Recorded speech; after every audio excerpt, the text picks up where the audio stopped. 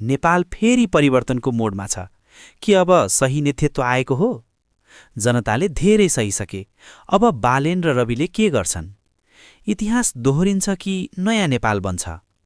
यो अवसर गुम्यो भने नेपाल फेरि पछि पर्छ।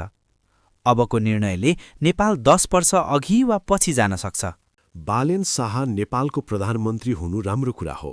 नेपालका जनताले परिवर्तन चाहेका थिए। जनआन्दोलन त भयो, तर आन्दोलनले अर्कै रूप लियो। यो घटना दुःखदायी थियो। यसमा नेपालको भलो चाहने जो कोहीमा दुई मत छैन। हामीले इतिहास पनि हेर्नुपर्छ। नेपालको शिर ठाडो पार्नको लागि कतिले के गरेर नेपाल जोगाए। राजा रजौटाहरूले पनि नगरेका होइनन्, गरेका हुन्।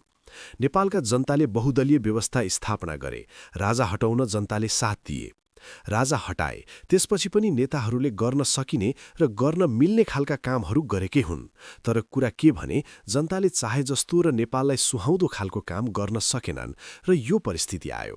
त्यस्तै घटना फेरि पनि नहोस् भन्ने कुरा रवि र बालेनजीलाई निश्चय पनि थाहा छ।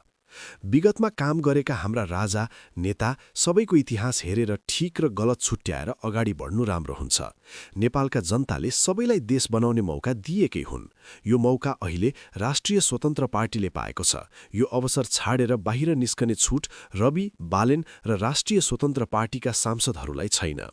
अन्त्यमा रवि र बालेन शाहलाई विभिन्न समस्या समाधान गर्दै नेपाली जनताले बलिदानी पूर्ण दिएको जिम्मेवारीलाई पूरा गर्न भगवान पशुपतिनाथको आशीर्वाद रहोस्, यही हाम्रो कामना।